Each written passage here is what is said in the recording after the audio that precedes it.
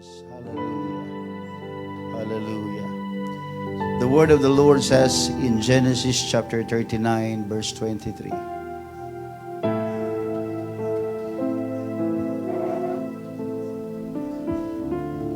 This is recorded in the Bible to give us the promises of the Lord. This is about the life of Joseph. And we know the life of Joseph, brethren.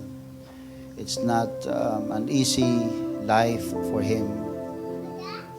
But God is here today to bless us and to make us understand His Word. Verse 39, chapter 39, verse 23 of the book of Genesis.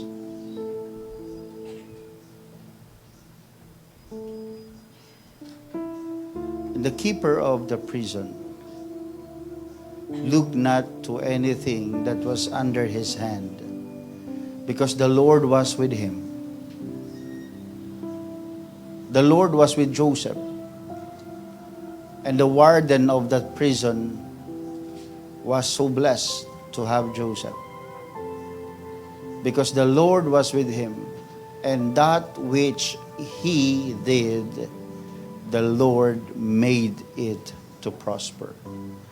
Everything that Joseph did and everything that Joseph is planning to do, the Lord is making them to prosper. This is the good promise of God, that if we stay in the presence of God, hallelujah, prosperity is with us. There is prosperity in trusting God, brethren. Mayroon pong pagpapala kapag tayo ay nagtitiwala sa ating Panginoon. Amen. Can we bow our heads and close our eyes? Lord Jesus, in your presence there is the true prosperity. It's not about wealth. It's not just about earthly success. Lord, it's about your presence. Joseph was blessed.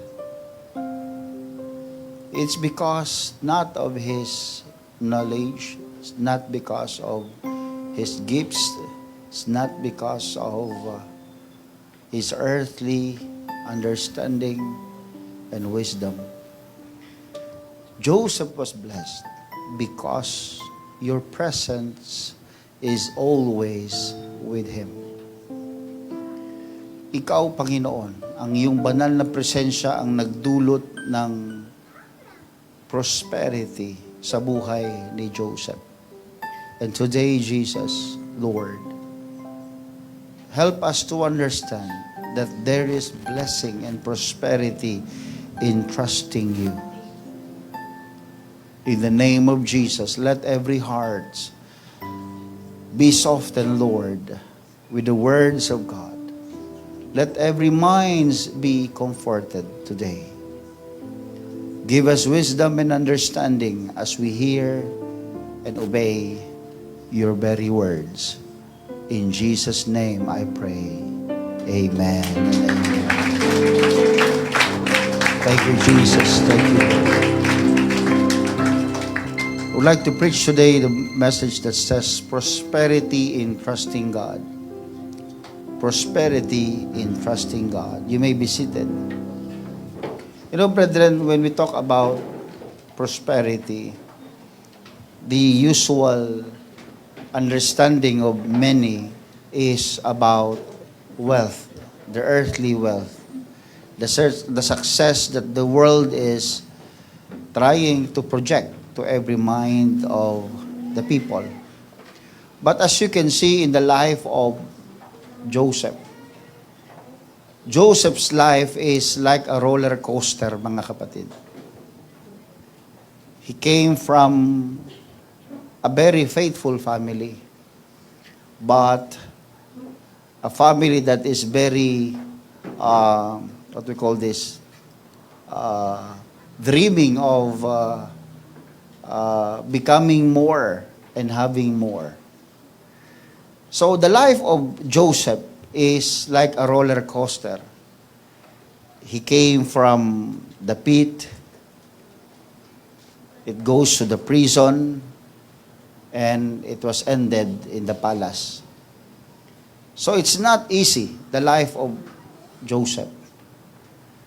But this is story, it shows that God could have His presence, could give His presence despite of difficulties na meron ng tao. The presence of God is not only in the time that we are blessed, in the time that we are happy. Ang storya ni Joseph in the Bible is also telling us that we could have the very presence of God, especially during the most difficult times ng buhay natin. Sa panahon na tayo hirap na hirap, sa panahon na tayo ay naguguluhan, sa panahon na parabang wala ng ibang tao na nakakaintindi sa atin, at sa tingin natin na yung situation natin is hindi kayang bigyan ng solution, then the presence of God is there. Ito ay recorded in the Bible to tell us that God never leaves us nor forsake us. Hindi kailanman ninais ng Diyos na tayo ay iwanan o pabayaan. It is just the situation that was changed. Ang mga sitwasyon lang ng tao ang nagbabago. Pero ang Diyos, mga kapatid, ay hindi nagbabago. Ang Diyos, mga kapatid, is the same yesterday, today, and forever. And He will always be for us. He will always be for us. And the presence of God in every situation of man, imagine that Joseph was sold by his own brothers. Siya'y binenta ng kanyang sariling mga kapatid. He was betrayed. He was accused. And he went into prison. Yet the Bible declares and emphasizes that God is in all situations that Joseph had, the presence of the Lord was there. Ito'y diniin ng Panginoon sa Biblia for many times in the book of Genesis, that He never left Joseph. He never left Joseph. This is very reassuring on our part, mga kapatid, that there was no season in our life that God is not present. Walang sitwasyon, walang panahon sa buhay natin na ang Diyos ay hindi natin kapiling. He is always there. No matter what season we are in, God is with us. And He will never leave us nor forsake us. Can we praise Him? Can we, hallelujah, bless the Lord today? Come on, hallelujah. Hindi tayo pinabayaan, iniwan, kinalimutan ng Diyos na pinaglilingkuran natin, mga kapatid, despite of all the situations. Hallelujah. Thank you, Jesus. And reading the book of Genesis in the life of Joseph, there is prosperity in the pit. Pit means yung hukay, yung balon. There is prosperity inside of that dark and deep place of Joseph. He was thrown to the pit, and he was sold to slavery by his own brothers. Alam niyo, kung merong masakit sa buhay, ay yung ikaw ay pagtaksilan ng sarili mong pamilya. And it's hard to see when you are in the pit. Alam nyo, okay na yun, mga kapatid, na you can stay in that place, dark place, deep place. Okay yun sana eh. But the more you know that the reason and the very people behind why you are in that situation is your own brother and your own sister, is something difficult. Ang hirap, mga kapatid. Madilim na nga yung lugar. Hindi mo makita yung lugar. Hindi mo rin makita, mga kapatid, kung bakit ginagawa ng mga taong ito kay Joseph ang bagay na yan. It's hard to see while you are in that pit. But the good thing is, when you are in the pit, when you are in that deep place, the good thing about is, you can only look upward. You have no vision on your left. You have no vision in your right. You have no vision both at the bottom, mga kapatid. Behind you, you cannot see anything. But the only thing that you can see is upward. And in the time that we are in that same situation, mga kapatid, kung tayo ay nandun sa ganong klaseng sitwasyon, hallelujah, pinapakita sa atin ng Diyos, pinahihintulutan ng Diyos na ikaw ay ihulog sa balon, ihulog sa hukay, mga kapatid, upang makita mo na meron lamang isang paraan para makalabas, hindi papunta sa kaliwa, hindi papunta sa kanan, hindi papunta sa baba, kundi doon sa taas ang tulong, mga kapatid, na nanggagaling. Ang tulong ay nanggagaling sa Diyos, mga kapatid. Everybody say amen. Ang hirap maunawaan na kung sino pa yung malapit sa iyo, siya pang mananakit sa iyo. Everybody say amen. That's why Paul mentioned in the Bible to avoid biting each other. Huwag tayong magkagatan, sabi ni Apostol Pablo sa Galatians chapter 5, verse 15. And I read it in the New Living Translation. It says, but if you are always biting and devouring one another, watch out, sabi ni Paul. Beware of destroying one another. Kung tayo ay magkakagatan, sabi ni Apostol Pablo, bandang huli, mauubos tayo. Mawawasak tayo. It's not your brother or your sister is your enemy. Alam ko yung hugot ni Apostol Pablo kung bakit dyan sa book of Galatians ganyan siya magsalita. Because the brethren is slowly being influenced by the wrong doctrine. And the wrong doctrine resulted into brother and sisters fight. Nag-aaway-away, nagtatalo-talo ang mga kapatiran dahil sa maling naririnig nila sa labas. Kaya sabi ni Paul, hindi niyo ba napapansin? Pag kayo ay magkakagatan, kayo ay mag-aaway, mauubos kayo. Ang tao pa naman, pag na-offend, umaalis. Pag ang tao pa naman, pag nasasaktan, nanlalamig. Ang tao pa naman kapag ang ego ay naaapakan mo o nasasagasaan mo ang ego, lumalaban. Sabi ni Paul, wag! You should love one another. You should cherish one another. If there will be consideration, unahin mo, sabi niya, doon sa loob ng household of faith. Kung magbibigay ka ng kabutihan, kung magbibigay ka ng kapatawaran, kung magbibigay ka ng consideration, unahin mo sa loob ng simbahan, sabi ni Paul. Because that is your brother and your sisters. Everybody say amen. That's why if Joseph is feeling abandoned, imagine mga kapatid, no? Kapatid mo, ang naging dahilan kung bakit ka nandyan sa balon na yan, sa malalim na hukay na yan, you feel that you are abandoned by your brothers or your sister maybe. You feel that you are abandoned. Joseph was there alone. May sumama bang kapatid niya na bumaba sa kanya at sinabi niyang, huwag kang mag-alala, brother. Kahit na malalim ito, sasamahan kita. No one help him. No one give consideration. And this is, if you are going to validate the feeling of Joseph, yes, this is the right feeling of Joseph na kung saan he felt abandoned in the pit.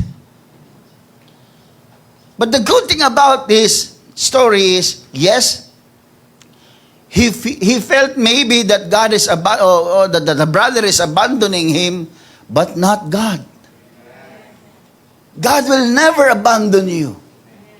He is in your highest position down to your lowest valley. Sa panahon na ikaw ay masaya, nandun siya. At sa panahon na ikaw ay napakalungkot, nandun din siya. Kaya kahit saan ka magpunta, ano man ang sitwasyon ng buhay natin, mga kapatid, nandun ang Diyos kapiling natin. He will never abandon His people. Everybody say amen. You know, sa perspective ko bilang tao katulad ninyo, when Adam and Eve sinned against Him, madali lang naman sa Diyos na palitan sila eh. Wala naman silang magagawa eh. But you know, when God saw that these early people, mga kapatid, sin against Him, kahit na masama sa kanya, mga kapatid, kahit na hindi niya kayang tiisin yung kasalanan o hindi niya kayang harapin yung kasalanan. Imagine, di ba mga kapatid, when God is looking for them, mag-iisip ka, bakit hindi alam ng Diyos kung nasaan si Eva at Adan? Alam niya. But because of sin, it seems na ang Diyos ay, He cannot see and He cannot touch and He cannot do and perform His will sa taong makasalanan. Imagine niyo, pwede namang burahin ng Diyos ang tao ng isang iglap. But my point is this, kahit na gaano kalalim yung kasalanang ginawa ng mga naunang tao, God never abandoned His people. Hindi niya iniwan si Eva at Adan na nakahanglang doon at hindi alam ang gagawin. Ang sabi na, gagawa ko ng paraan that these people, hallelujah, will feel that I never abandoned them. God created man for His pleasure. Nakikinig po ba kayo? God created you and me for His pleasure. For His goodness, for His benefit. Ngayon, nagkasala ang tao, ayoko na sa'yo. Hindi ganun siya, mga kapatid. Hindi niya pinabayaan na lamang sa ilang yung mag-asawang yon. Anong ginawa niya, mga kapatid?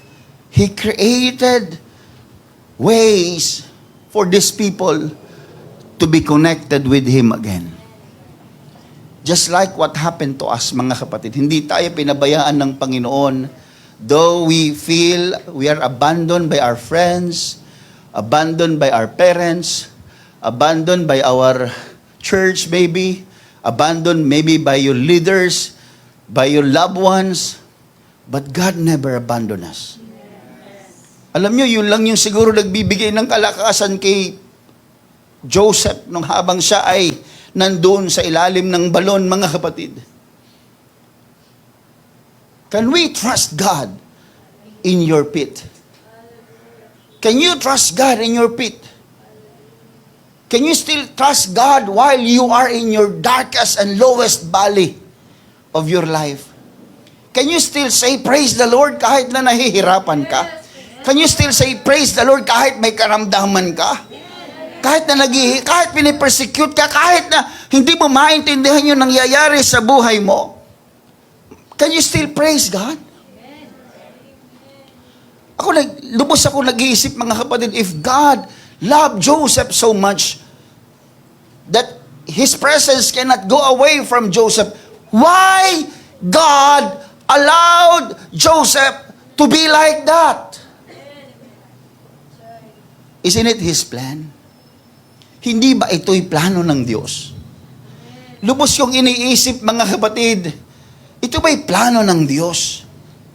Kung plano ito ng Diyos, why He let Joseph suffer? Why He let Joseph in the prison? Why He let Joseph in the pit? Why He let Joseph and allowed Joseph to be persecuted and to be wrongly accused, mga kapatid? You know the reason why? I keep on connecting this, mga kapatid, to the promise of God. Isn't it His plan? Ito ba talaga ay plano ng Diyos? O ito talagang nangyayari kay Joseph ay talagang pinlano ng Diyos? Yes, of course. In the book of Jeremiah, chapter 29, verse 11, I want you to read this very carefully. And most of you already know this. And most of you already memorized this. For I know the thoughts that I think toward you. It is God. It is God speaking to the people. I know, sabi ng Lord, the thoughts that I think toward you. Alam ko yung iniisip ko para sa iyo. I know it. I am an omnipotent God. I know everything. I know even the numbers of your hair. I know the things the thoughts that you are about to think. Alam ng Diyos lahat.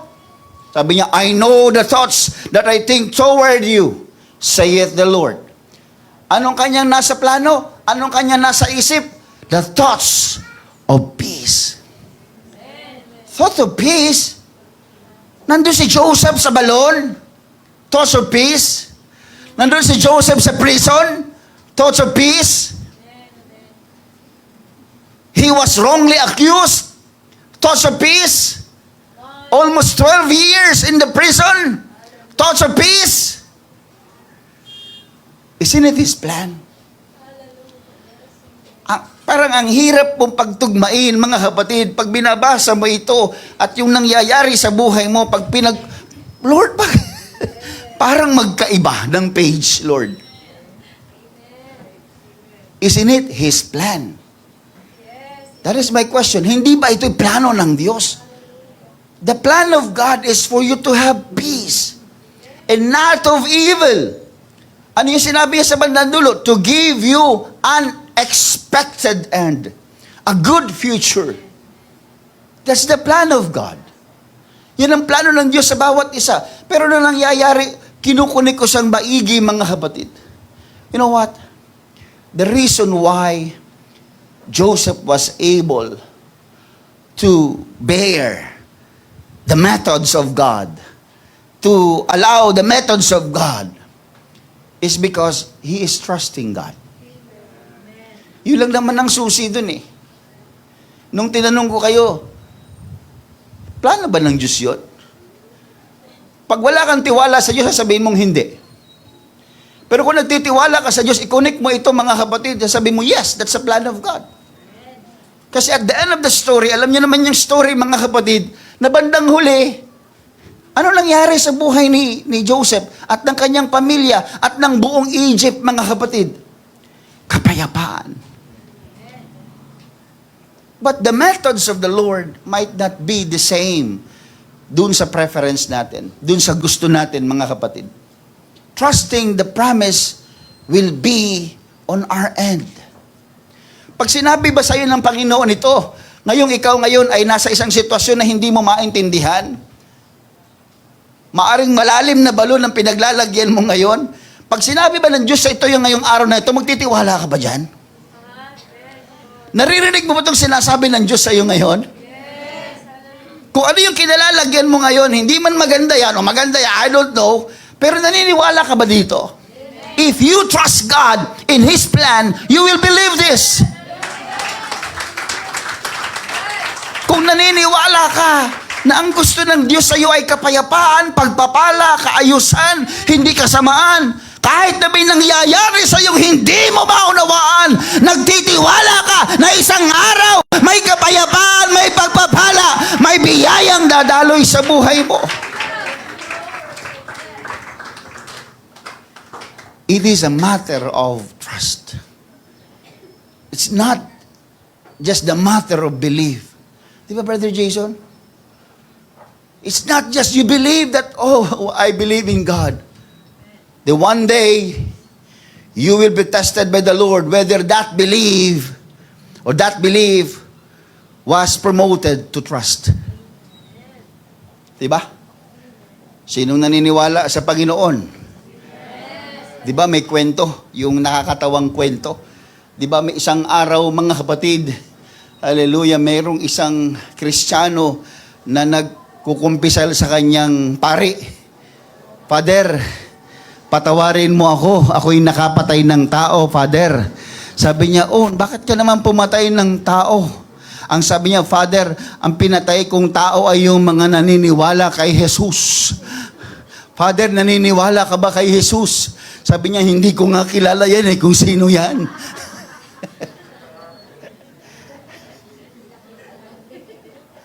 One day, bibigyan ka ng Diyos ng pagkakataon to prove to Him your trust, not your belief.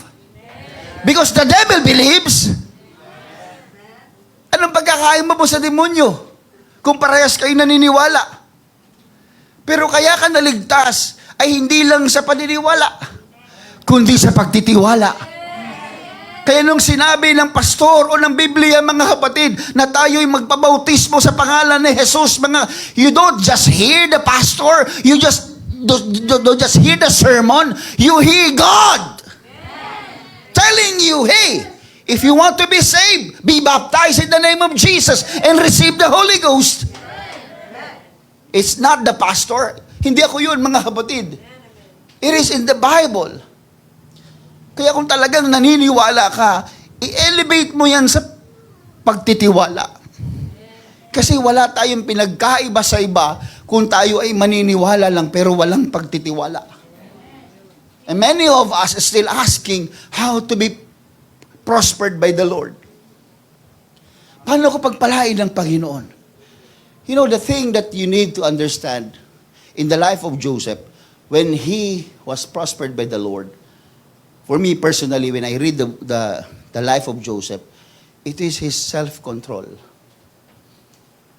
Master ni Joseph yung kanyang sarili. Alam niya pag takot siya. Alam niya kapag greedy siya. Alam niya pag natitempt na siya. He can control himself. Ang galing ni Joseph, mga kapatid. Ang una niyang minaster, hindi yung ugali ng asawa niya, ugali ng kapitbahay niya, ugali ng kapatid niya, ugali ng ibang tao. Ang una niyang minaster, yung ugali niya. Everybody say amen. Tayo ganun din, mga kapatid. You want to know the secret of prosperity? Master yourself. Sa panahon na ikaw ay nagiging greedy, sa isip mo, lalo ka maging mapagbigay. Sa panahon na ikaw ay, alam mo, magagalit, lalo kang umibig. Labanan mo. Masterin mo yung sarili mo. Dahil bawat pagkakataon sa buhay natin, may temptation. Everybody say amen. I am blessed in this church, mga kapatid. Nabibless ako sa inyo. Totoo, nabibless ako sa inyo, mga kapatid. I keep it looking at the record of the church finances. Nakikita ko ang bawat isa nagbibigay ng ikapo. Hindi yung halaga, mga kapatid, yung faithfulness. Yung consistency. Sabi ko, nakaka-bless naman ng mga kataong ito. Hindi naman sila mayayaman, pero faithful sila sa gawain. Faithful sila sa pagbibigay. Kaya, if you really mastered yourself, yung prosperity hindi mahirap ibigay ng Panginoon.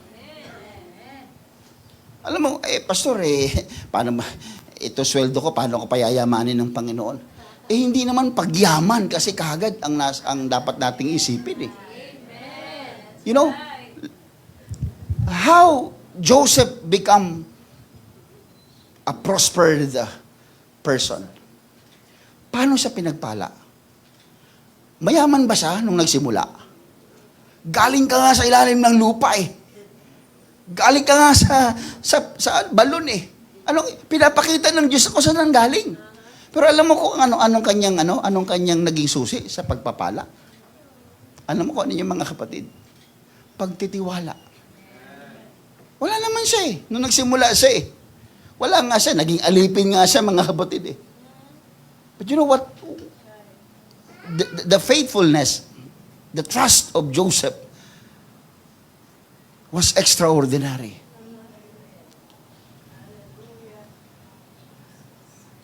Ano bang meron siya doon sa balon? Wala. Nung napunta sa presuhan, wala din. Di ba? Ang tawag doon? Nakikisuyo nga lang doon siya, di ba?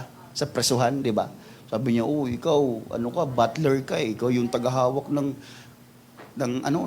baso ng hari. Ikaw taga-cupbearer, ikaw taga-tikim kung may lason. ikaw unang mamamatay. Minsan naman, tagagawa ng tinapay. Very crucial yan sa hari. Step, tinapay, pwede mo lagyan ng lason, pwede mo patayin yung hari.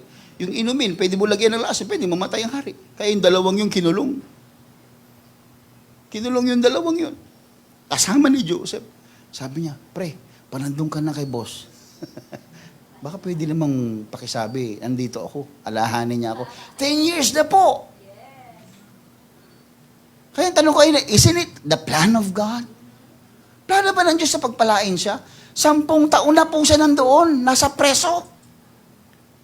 Kaya nga sabi ko sa inyo, yung feeling ni Joseph na parang inabandon na siya, yes, it's valid.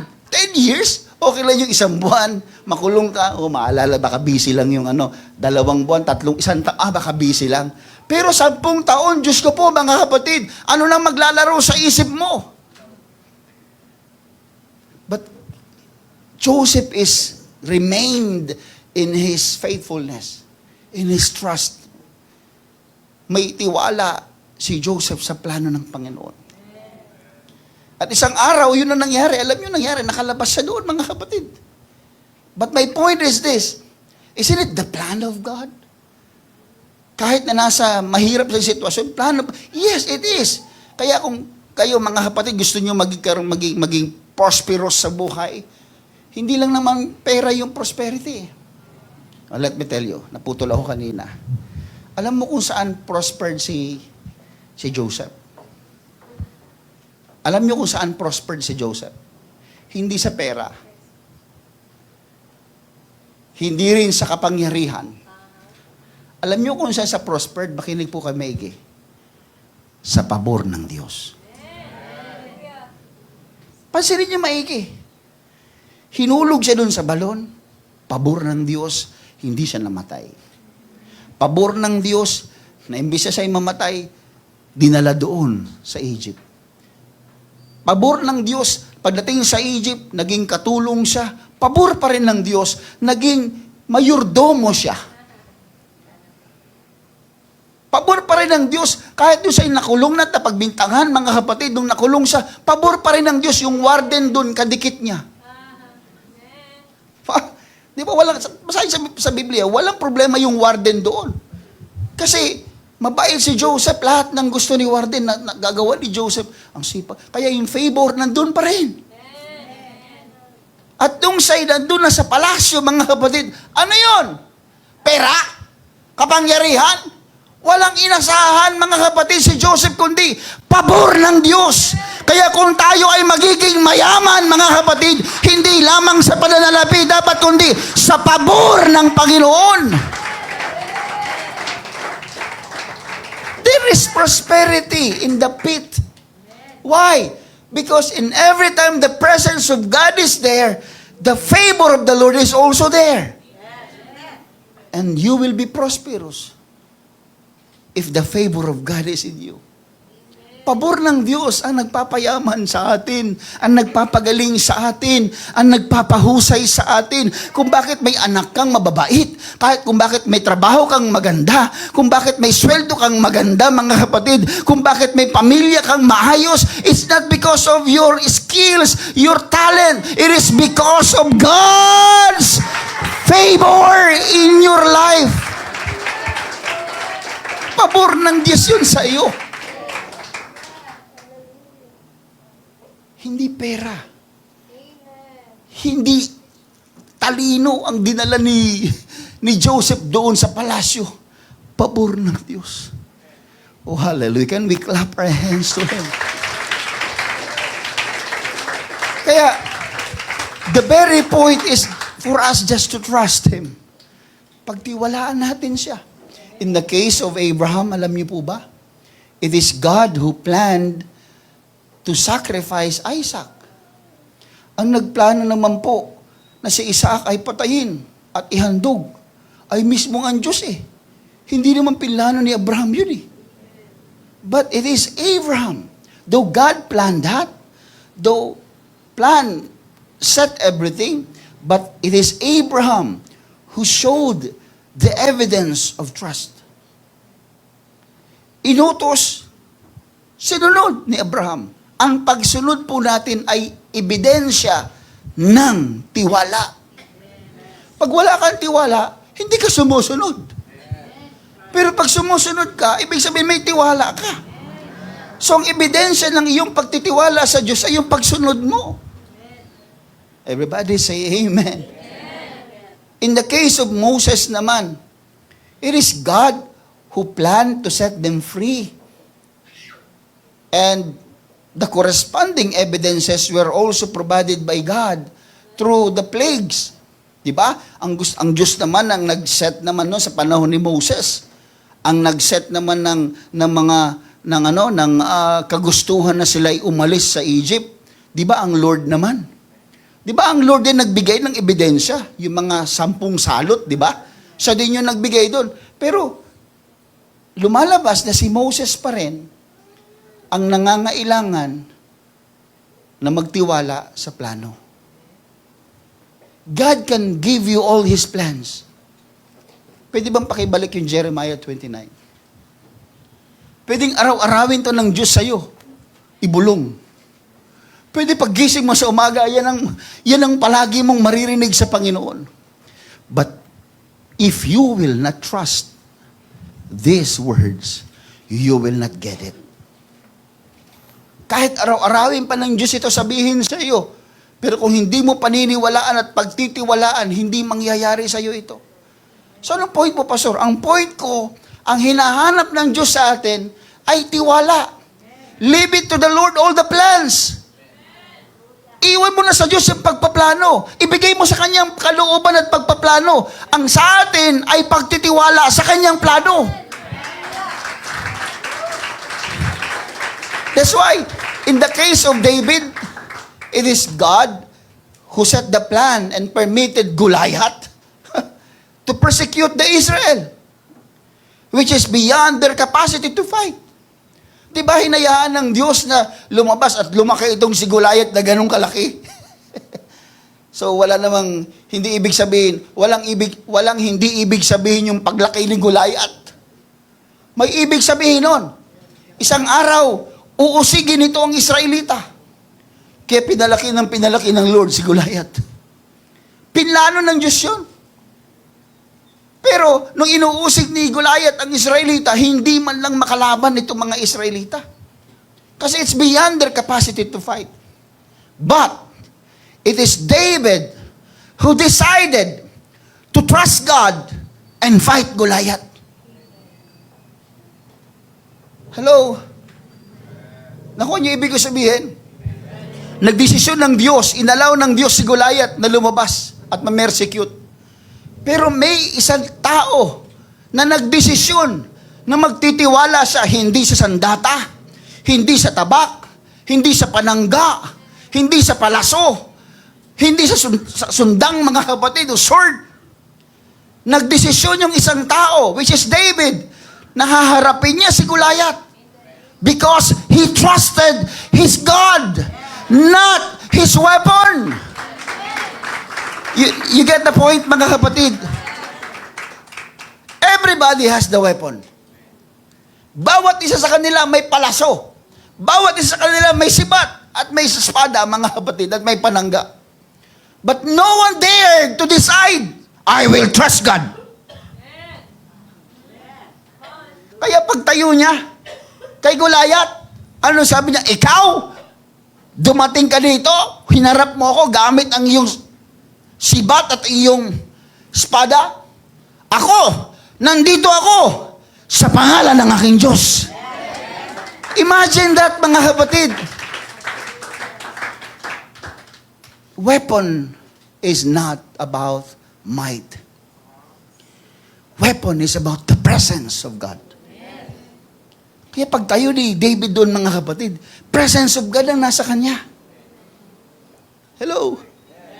Si Goliath nung humarap, sandata, panangga, laki ng katawan, magaling na mandirigma, skills. Yan ang nakay Goliath. Pero nung humarap si David, mga kapatid, isa lamang paslit na ang dala niya ay presensya ng Diyos.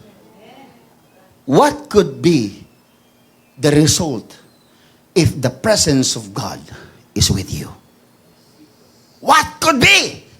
Tama, Brad. Victory. Walang ibang resulta sa taong ang bitbit ay Diyos. Ang presensya niya, instead na yung mga kasangkapan niya, imbis na yung kaalaman niya, imbis na yung lakas niya, ang taong nagtitiwala sa presensya ng Diyos ay hindi mapapahiya. Ang taong nagtitiwala sa presensya ng Diyos, may katagumpayan. Anumang uri ng gulayat ang hinaharap niya. Ay, alam ba, parang kwentong bata, di ba? Oh, kwento ni David, kwento ni Goliath. Pero it's not just about the story. It's about trusting God. Do you trust God? I know how frustrating, I know how discouraging, and the feeling of nothing could help you, and the feeling of being persecuted, and suffer from different challenges in life. Alam ko po ang pakiramdam. The same with Joseph. Alam niya ang pakiramdam ng isang taong pinabayaan. Alam niya ang discouragement. Alam niya ang persecution. But let me tell you this. God's thought for us is peace and not of evil. Ilagay niyo palagi sa isip niyo yan. Kahit may kinakaharap kayong malaking gulayat sa buhay niyo, the thoughts of God, the plans of God for me are peace and not evil. Kahit na nahihirapan ka, sige lang. Kahit naguguluhan ka, kapayapaan ang dulo nito. You know, God's plan is for us to have an expected end, to have a good future. Ulitin ko, there is prosperity in your pit. There is prosperity in your situation. Just trust Him. Just trust God. Romans 8:28 tells us, and we know that all things work together for good to them that love God. Do you love God? If you love God, then everything that is happening to you, it is God's permission and working together for your own good. Because you love Him. Hindi mo pwede iniibig ka ng iniibig mo ang Diyos, ang ipapalit ng Diyos sa iyo ay kasamaan. Hindi pwedeng mangyari yun. Pag iniibig mo ang Diyos, ang palaging kapalit niyan, mga kapatid, ay pag-ibig din ng Diyos. That's why, while you are doing good for the Lord or loving God and His words, and yet things happening to you is bad, mga kapatid, look up. Hindi pinangako sa iyo ng Diyos na ikaw ay magkakaroon ng trouble, na magkakaroon ng kagulumihanan, o magkakaroon ng hindi magandang pangyayari sa buhay. Ang pangako ng Diyos sa iyo ay kapayapaan. Kaya kahit may mga bagay na hindi mo maintindihan, magtiwala ka sa Diyos na isang araw ay may kapayapaan yan. Everybody say amen. That's why there is prosperity in your pit. Hindi po yung fit, ha? Pit. Hukay. Balloon. That's why, when Joseph was in almost at the height of the will of God, eto na, nung pinagkakatiwalaan ng mga kapatid, he was challenged in his integrity. But you know, if you refuse to sin, there is prosperity there. Joseph refused to have sin. Alam nyo, sinasabi ko kanina, maybe God's method of building us up might not be according to what we expected. Sabi ng isang komentaryong nabasa ko, God tests us as servants before He promoted us to being rulers. Sabi niya, susubukin ka muna ng Diyos na maging alipin bago ka i-promote sa pagiging ruler. He will never bring you into that position na hindi ka pa rin handa. Sabi din ng parehas na nag-comment, sabi niya, before He allows us to exercise authority, we have to be under authority and learn to obey. Ang method ng Diyos ay iba sa method ng tao. Bago kanya bigyan ng marami, titinan niya muna ugali mo sa konti. Sa konti na nga lang, madamot ka eh. Doon pa kaya sa marami? Sa konti nga lang, hindi mo alam yung gagawin mo, yung pa kaya sa marami? Konti pa nga lang yung natatanggap mo eh. Pag natanggap mo, nawawala ka bigla sa simbahan. Alam mo, may kapangyarihan talaga ang biyaya. Yung mga pera, ang yaman ay may kapangyarihan, alisin tayo sa kalooban ng Diyos. Kaya wag niyo palaging yaman ang inihingi niyo sa Diyos. Dahil maging si Haring Solomon, sabi niya, Lord, wag mo naman akong payamanin. Na sobra-sobra, na baka makalimutan kita. Sabi niya nga, wag mo rin akong busugin. Kasi pag nasobrahan sa busog, pag nasobrahan sa busog, nakakatulog, di ba? Sarap matulog pag busog eh. Di ba? Ang kampante na sa buhay, parang relax lang. Sabi ni Solomon, no. Sabi, wag naman. Kaya nung itong si Solomon ang binigay ng Panginoon sa kanya, it's the understanding heart. Even David, mga kapatid, he prayed the same. Huwag naman akong busugin, huwag naman din akong gutumin. Sakto lang, Lord. One rice, cooker pala yun. One rice lang po ako. One rice cooker pala ang plano niya. Nakuha niyo ang punto, mga kapatid. It is because when God wants us to be in the place of blessing, idadaan niya muna tayo sa place of lacking, a place of, hindi kanya pwedeng biglain eh. Kayo man din mga kapatid eh. Yung bang batang paslit, anak ninyo, ano gusto niyo ibigay? Ito anak, 1 million, maglaro ka sa labas. Bihira niyan. Di ba hindi? Anong binibili mo? Yung mga, anak, ito lang muna, yan lang. Because, hindi niya kaya yon. Kaya gusto niyo mga, Panginoon, payamanin mo ako, Panginoon. Hindi, wala namang masama sa prayer na ganyan. Pero hindi ibibigay ng Diyos yan pag hindi kayo handa. Kaya pala hindi pa dumarating yung pastor. Yes. Kasi pag handa na kayo, ibibigay. That's why, naalala ko mga kapatid, ang paraan ng Panginoon ay iba. When David was tempted with Bathsheba, nung panahon na siya'y na-tempt with Bathsheba, alam niyo nangyari kay David? He suffered emotionally. Kapag, if you refuse to sin, there is prosperity in refusing sin. There is blessing. Si David, nung siya'y na-tempt with Bathsheba, alam niyo nangyari kay David? He suffered emotionally. Talagang nag-suffer si David. Kung babasahin nyo yung Psalms 32 verse 3 sa New Living Translation, mauunawa nyo yung pakiramdam ni David. Ang sabi ni David dyan, mga kapatid, ito yung panahon na siya'y tempted with Bathsheba. Di ba? Tinago-tago niya yun, di ba? Ano ang naging suffering kay David? Emotionally. Sabi niya, when I refuse to confess my sin, my body wasted away.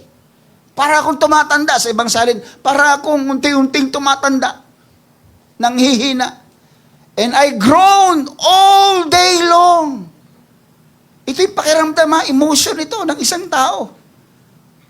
Maghapon akong I keep on groaning, I keep on crying, I was so sad. Sabi ni David, verse 4, sabi niya, day and night, your hand of discipline was heavy on me. Parang palagi may pamalo si Lord na nakasunod sa buhay ko, na parang ang bigat-bigat ng kamay ng Panginoon sa akin. Dahil hindi siya nagko-confess ng kanyang sin. Tinatago niya yung kasalanan niya. Sabi niya, my strength evaporated like water in the summer heat. Natutuyot siya. Yan ang kanyang pakiramdam. Kaya na mag-pray siya, mga kapatid? Anong sabi niya? Create in me a clean heart, O God. And renew a right spirit within me. Cast me not away from thy presence. Bakit niya sinabi yun? Kasi unti-unti na siyang natutuyo sa spiritualidad. Nararamdaman niya, nawawala na yung presence of God sa kanya. If we choose not to refuse to commit sins, the prosperity of God's presence will not be with us. Tandaan po natin yan. Pastor, wala namang taong nagkasala eh. Alam ko yon. Pero kung ikaw ay nagkasala at nag-refuse kang mag-repent, matutuyo ka. Hanggang sa isang araw, wala nang tutubong maganda dyan sa iyo dahil tuyot ka na. So if you feel that you are guilty of any sins, repent of your sins. Yun lang naman ang gusto ng Panginoon para dumaloy muli yung banal na presensya ng Panginoon sa atin. Everybody say amen. So don't hide your sins. Your sins shall find you out, sabi ng Biblia. Isang araw yung kasalanan mong yan, ipahihiya ka niyan. Hahantingin ka niyan. Naalala ko si Samson, mga kapatid.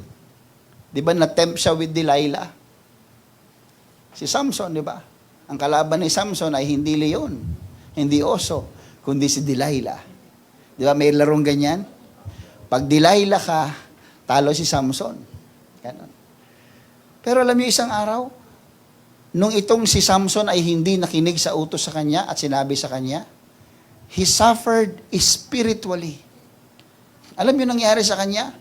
Hindi niya alam na wala na pala ang presensya ng Panginoon sa kanya. Are you listening? Di ba, ilang beses siyang tinalian, kinaalam ni Delilah, ano bang sekreto mo? Bakit malakas ka? Sabi niya, kasi ganito pag ako ay tinalian ng ganito, hindi ako makakawala. So, pinatulog siya. Hinimas-himas yung kinutukutuhan, hanggang sa nakatulog. Nung makatulog na mga kapatid, tinalian. Paggising niya, nakatali siya.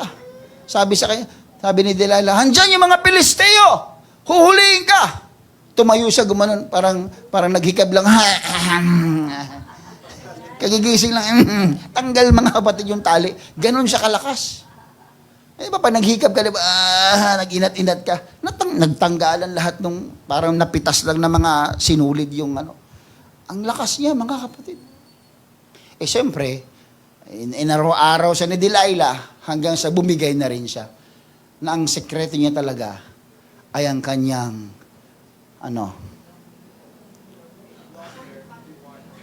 uncut and ang tawag doon, rebonded hair. Long and shiny hair. Rejoice with me. Ganon ba? Ay, nangyari mga kapatid. Pagtayo niya mga kapatid, putol ng buhok niya eh. Kung babasahin niyo mga kapatid sa Judges chapter 16, verse 20, ito yung wag na wag mangyayari sa atin. And she said, "The Philistines be upon thee, Samson."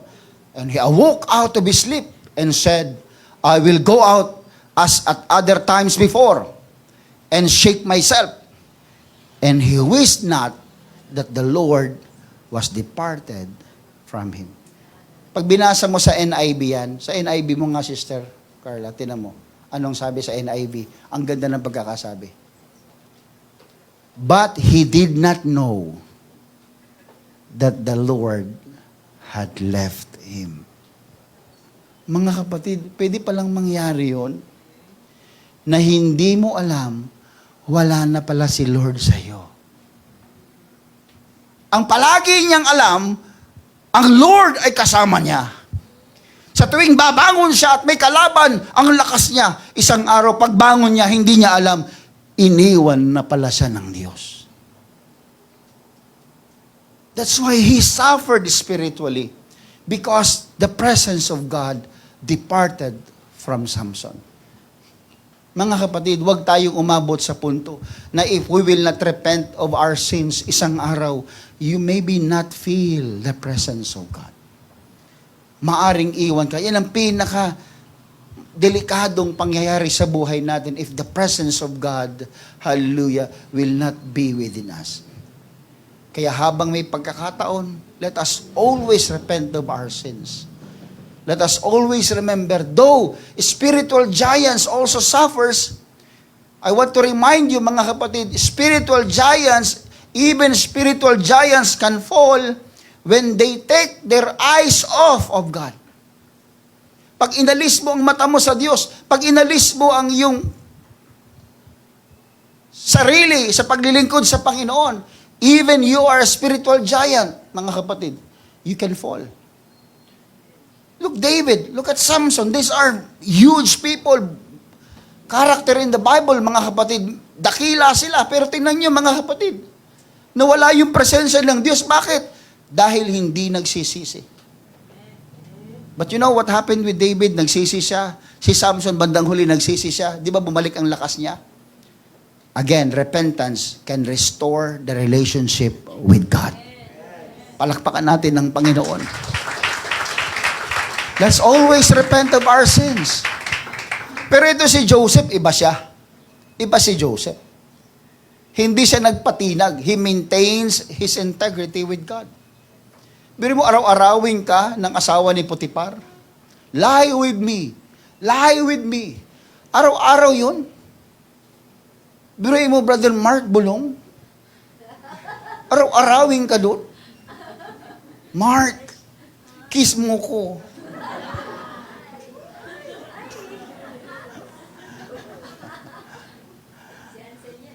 Kung si Ansel yan, isang tabi lang yun.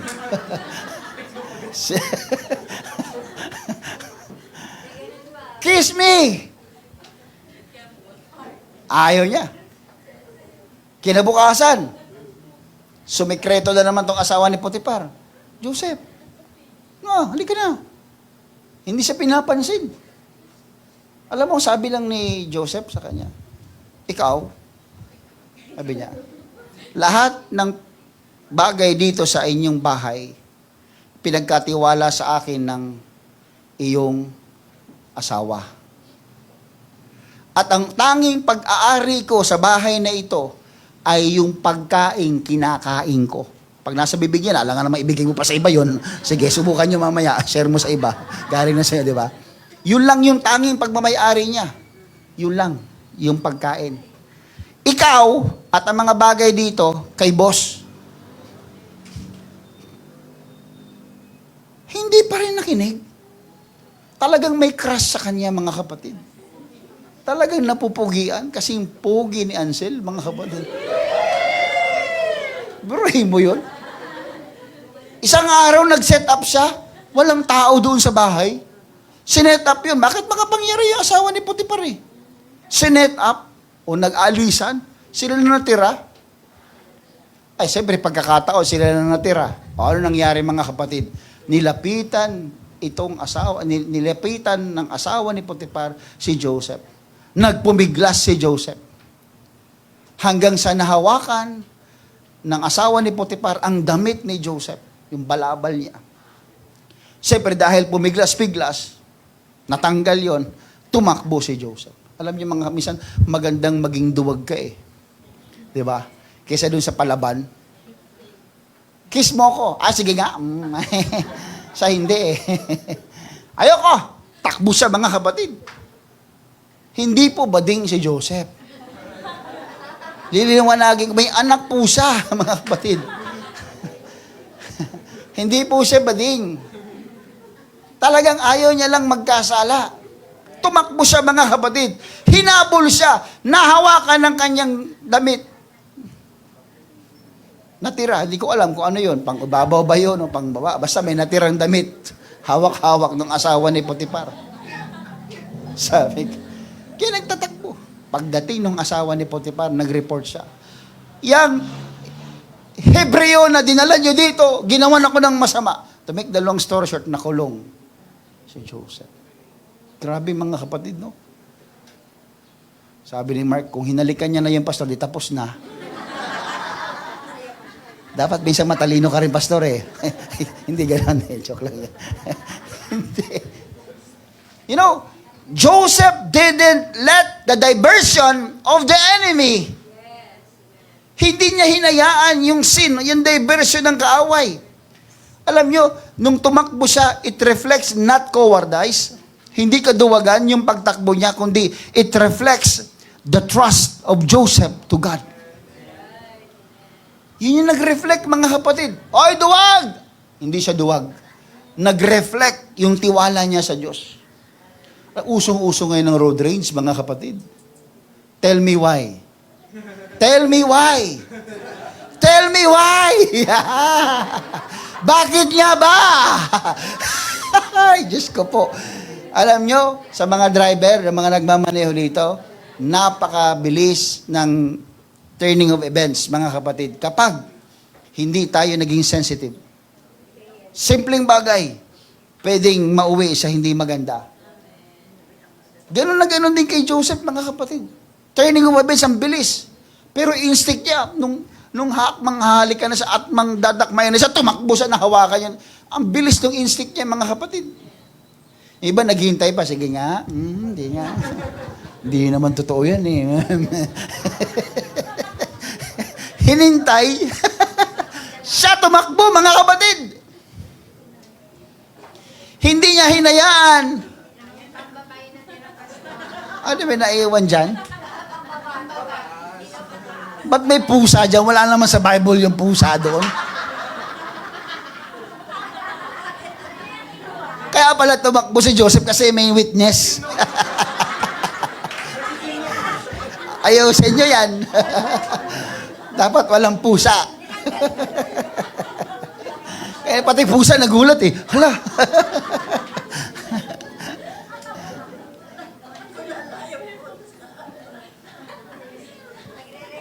Listen to me. Talking about coat o yung damit niya. Maybe Joseph lost his coat, but his character was not lost. Natanggal man ang damit niya, pero hindi yung kanyang karakter ang natanggal. That's the point, mga kapatid eh. Na he refused to sin. That's why the presence of God, the favor of the Lord is always with him. Everybody say amen. Alam ko kung gaano kahirap mag-refuse sa kasalanan, mga kapatid. I know the struggle. Katulad din ninyo. Pare-pares naman tayong tao. We know the struggles. And as we hear, even spiritual giants, they failed.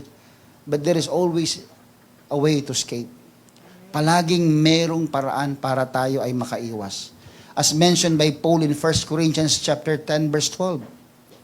Wherefore, let him that thinketh he standeth. Take heed, sabi niya, lest he fall. Kaya mag-ingat kayo na nag-aakalang nakatayo, sabi ni Paul. Mag-ingat kayo, baka kayo ay mabuwal. Verse 13, there hath no temptation taken you, but such as is common to man. But God is faithful. Tino yung sinabi ni Paul, ang Diyos ay tapat. Alam niyo, sa gitna ng ating temptation, sa gitna ng challenges sa buhay natin, sa gitna ng mga nangyayari sa buhay natin, si Lord tapat pa rin siya. Tapat siyang ano? Ayun ang sinabi niyo, that God is faithful who will not suffer you to be tempted above that you are able. Hindi kanya bibigyan ng pagsubok na hindi mo kaya. Hello? Ito pa sumunod. But, dinugtungan niya pa, will with the temptation also make a way to escape. Bibigyan kanya ng pintuan para makatakbo ka. Katulad na nangyari kay Joseph. Binigyan niya ng pagkakataon, mga kapatid, na makatakbo si Joseph. Lahat ng temptation, mayroon tayong kakayanang iwasan yon. At bukod sa may kakayanan tayo, nagbukas pa si Lord ng pintuan para makaiwas ka. Salamat sa Panginoon. Very faithful siya, mga kapatid. Kaya hindi pwede sasabihin, Pastor, tao lang ako eh. Bakit? Hayop ka ba? At kailan ka naging Diyos? Hindi rin man pwede magiging Diyos ang tao. Tao talaga tayo, mga kapatid, na nagsasuffer from temptation. But God is telling us, Pastor, meron bang paraan? Meron. Kung gugustuhin mo at nagtitiwala ka lang, mga kapatid. Kung magtitiwala lang tayo, trust in the Lord with all thine heart. Heart. Ibig sabihin, nandun sa loob yan, mga kapatid. Ibig sabihin, when your mind is telling you to commit sin, it is your heart, mga kapatid, should tell you, no! God will not bless you. God will not prosper you with His presence if you commit sins. That's why I'm so blessed, mga kapatid, that we have our God giving us always chance, hallelujah, to escape the temptation. Salamat sa Panginoon. Alam ng Diyos yan, mga kapatid, na tayo ay mahihinang nilalang. Sabihin mo sa katabi mo, mahinang nilalang tayo. Bakit nga ba? Tell me why. Hallelujah.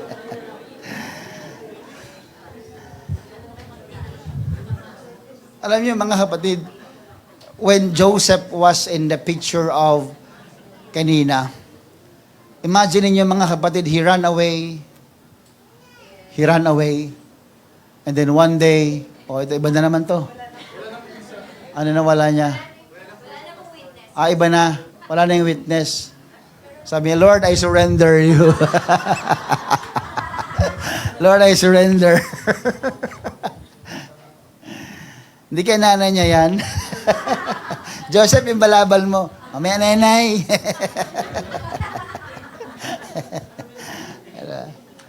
He ran away. You know, alam nyo, di ba dapat ang nagiging, di ba dapat ang magiging ending kapag ikaw umiiwas sa kasalanan, di ba? A feeling of blessing, di ba? Parang, wow, nakasunod ako sa utos ng Panginoon. Pero you know the feeling of, instead of gano'n na maramdaman niya, maya nasa kulungan na siya. Alam mo yung pakiramdam na gumagawa ka ng tama pero nakulong ka? Gumagawa ka ng tama pero nape-persecute ka? Alam niyo yung feeling na gano'n? Ang hirap nun, mga kapatid. Bakit nga ba? Balik na naman tayo doon. Tell me why. Ang hirap intindihin, mga kapatid. He was wrongly accused. You know what? When Joseph was put into the prison, please tell me, anong pakiramdam? May mga nakulong na ba dito? Meron? Ansel, nakulong ka na? Sir, may nakulong dito. Anong pakiramdam? Kulong sa bahay. Anong pakiramdam? Di ba you're suffering emotionally, psychologically, di ba? Physically. You suffer. Iniisip ko, mga kapatid, Joseph was in pain. He was inside of the prison, napagtagumpayan niya yung pit.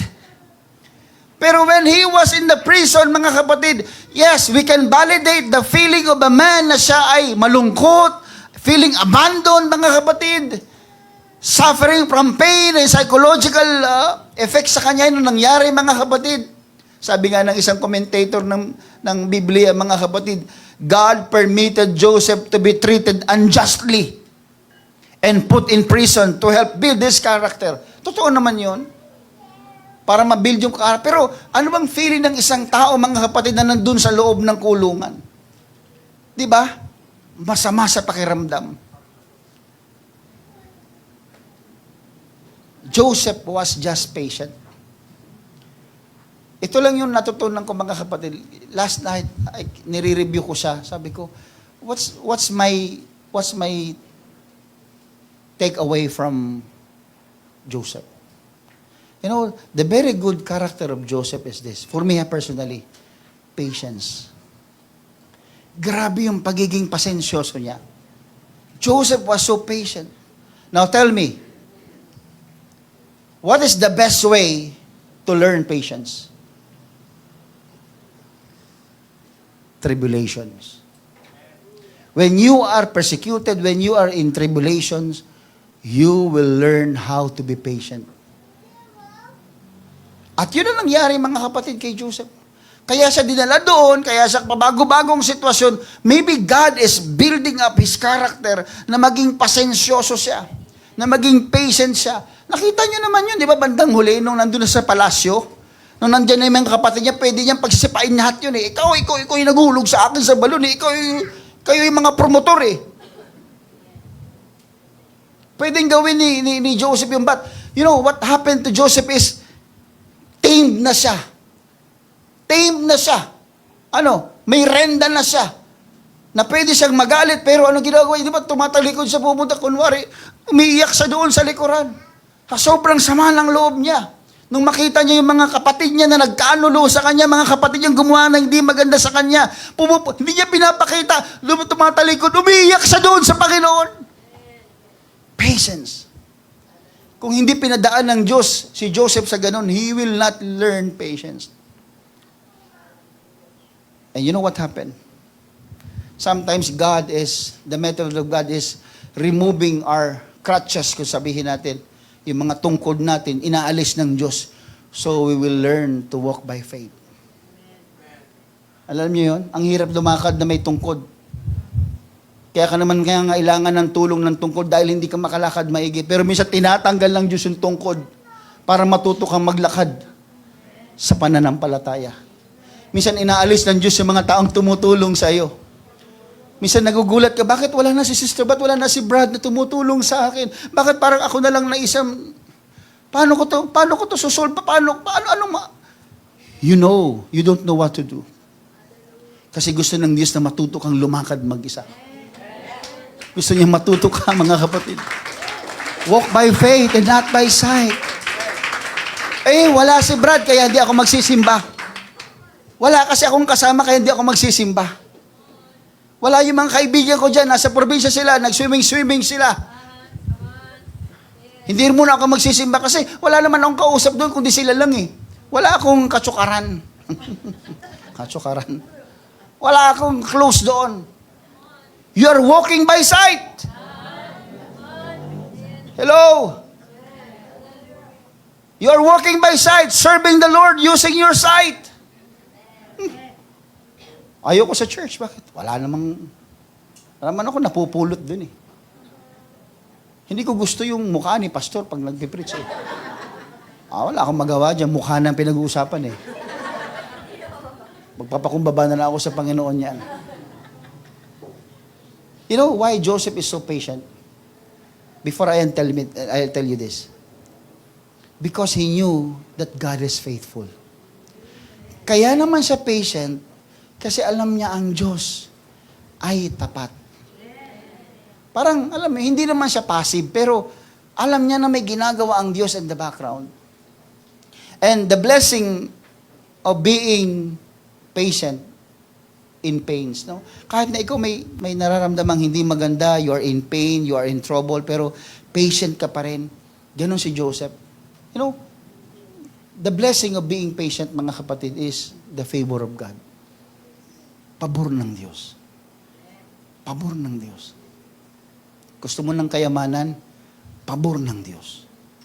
Gusto mong gumaling? Pabor ng Diyos. Gusto mong pagpalain? Pabor ng Diyos. Gusto mong magkaroon ng magandang bukas ang pamilya mo? Pabor ng Diyos. Gusto mong makatapos sa pag-aaral? Pabor ng Diyos. Gusto mo mabili yung mga gusto mo? Pabor ng Diyos. Gusto mo marating yung mga lugar? Pabor ng Diyos. It's always the favor of God.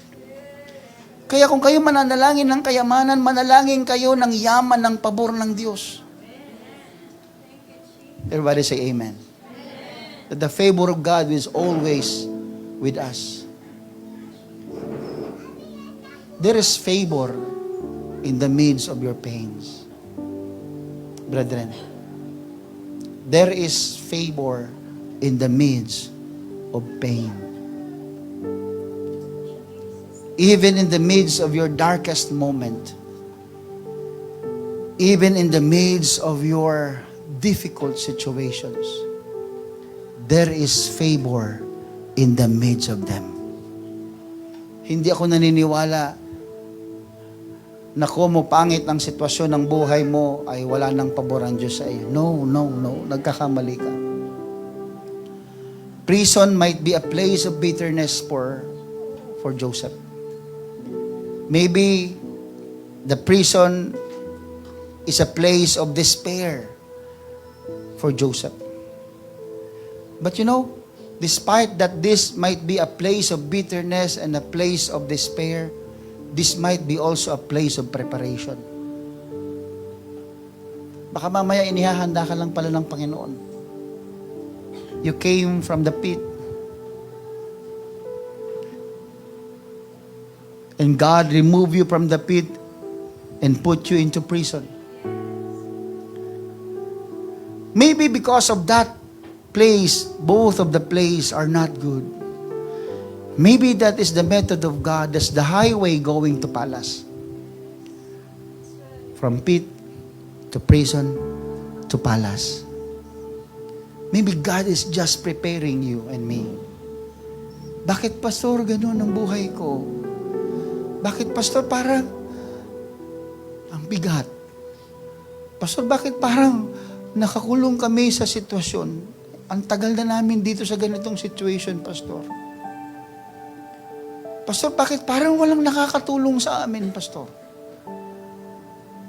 I don't know some other questions. Hindi ko kayang sagutin isa-isa lahat. But your place of bitterness, the place of pains, the place of despair, might be also a place of preparation for you. You know what happened to Joseph? Kailan ba nagkaroon ng gift si Joseph na ma-interpret niya ang dreams ng cupbearer and also the baker? Di ba while he was in prison? Oh, Pastor, totoo? Yes. He was motivated by God and God gave him the gifts of interpreting dreams. It's because God is preparing him for the palace. Inihahanda pala siya ng Diyos para dalhin sa palasyo. We need to trust Him. Whether you are in your pit situation, whether you are in your situation in prison, brethren, we need to trust Him. We need to trust God. Pag nagtiwala naman tayo sa Diyos, hindi ibig sabihin na immediately yung ating situation ay mag-i-improve, mababago. No. Trusting God means you are confident that He is working on it. Trusting God will not give you an impression na, oh, pinagkatiwala ko na kay Lord yan, magbabago na sitwasyon ko. Hindi po eh. Minsan kung kailan ka nagtitiwala sa Diyos, parang lalong tumitindi yung bigat, lalong lumalalim yung kinalalagyan mo, lalo ka nasasaktan, lalo ka nahihirapan. Kasi nga, hindi ibig sabihin na nagtiwala ka, magbabago yung sitwasyon mo. Ang ibig sabihin ng pagtitiwala, naniniwala ka at confident ka na may ginagawa ang Diyos habang nasasaktan ka, habang lumalalim ang sitwasyon mo, habang namomroblema ka, may Diyos na gumagawa sa likod ng sitwasyon.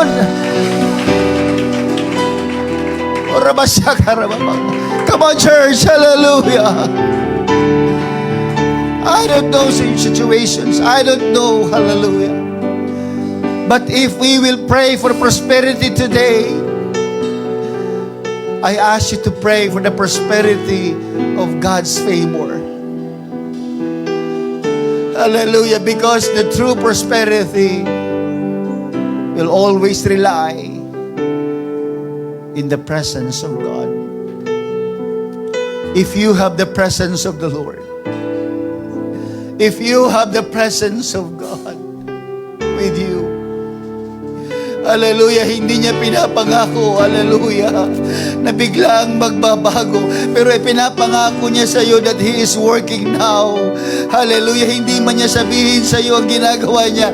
But God's plan is always for peace and for a good future ng buhay ng isang tao. He is working to lead you into your destiny. Trust God. Trust God in your pit. Trust God in your prisons. Trust God in your pains.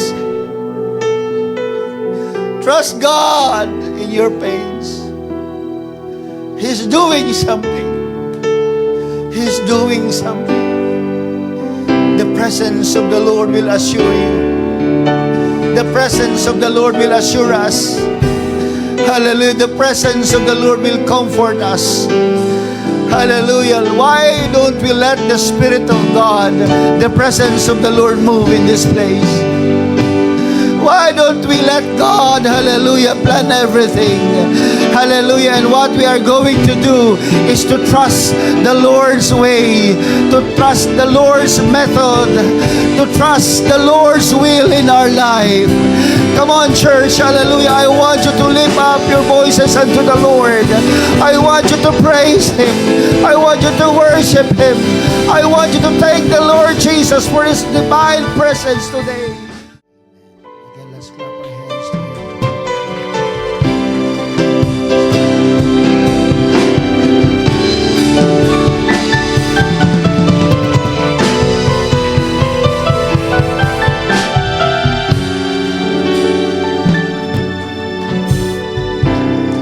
Maaring mahirap magtiwala sa Diyos sa panahon na ikaw ay nahihirapan. Maaring makapagtatanong ka dahil sa mga bagay na iyong pinagdadaanan. Pero ang Diyos kailanman ay hindi nag-isip na tayo ay pabayaan. We know the hearts of Jesus. Maybe His methods are different. Maaring iba-iba ang kaparaanan ng Diyos sa buhay natin. Maaring iba ang kaparaanan ng Diyos kaysa sa iyong inaasahan. Pero kailanman, hindi mag-iiba ang puso ng Diyos. Maaring iba ang inaasahan mo at iba ang nangyayari sa iyo. Ano man ito, kapatid, isang patunay sa Biblia na ang puso ng Diyos kailanman ay hindi nagbago. He always wants the best for you. He always wants peace and prosperity for us. He showed us from the very beginning when He created man, man was so prosperous. Man was enjoying everything that He prepared. Ganon din ngayong araw na ito, kapatid.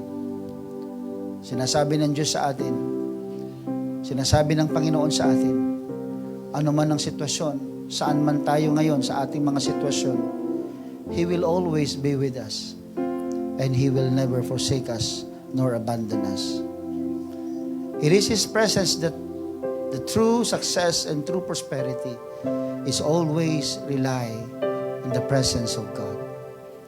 The presence of God is the true prosperity. The presence of the Lord and the favor of God is the true success. Joseph became a successful person.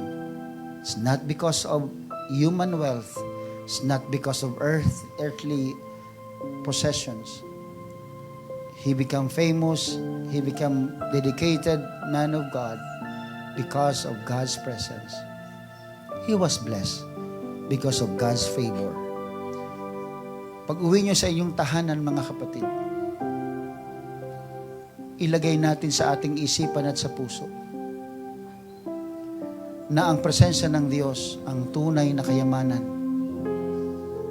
Ituro natin sa ating mga anak.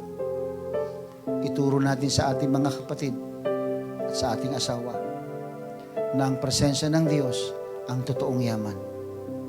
Sapagkat pag may presensya ka ng Diyos, ang lahat ng bagay ay pawang idaragdag sa iyo ng Panginoon. Umuwi kang kapayapa, kapatid. Umuwi kang taglay ang pangako ng Diyos.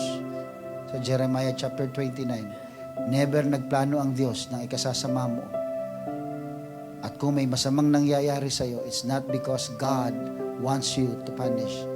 It is because God's method is just different from what you have expecting. Church, umuwi kang payapa. Dalhin mo ang biyaya ng Diyos. Dalhin mo ang pangako ng Panginoon. Magtiwala kang patuloy. Ituro mo sa iyong mga anak. Ituro mo sa iyong sambahayan ang pagtitiwala sa Panginoon. Purihin ang Diyos. Palakpakan natin ang Panginoon. Thank you, Jesus. Lord, bless us, Lord, as we go home. Bless us, Lord, as we continue to serve you. Thank you, Jesus, for reminding us that you are just there. In all seasons of our lives, you are there. Thank you, Jesus, for your divine presence. Thank you for the true prosperity, and that is your presence. Thank you for your favor, Lord. In Jesus' name we pray. Amen.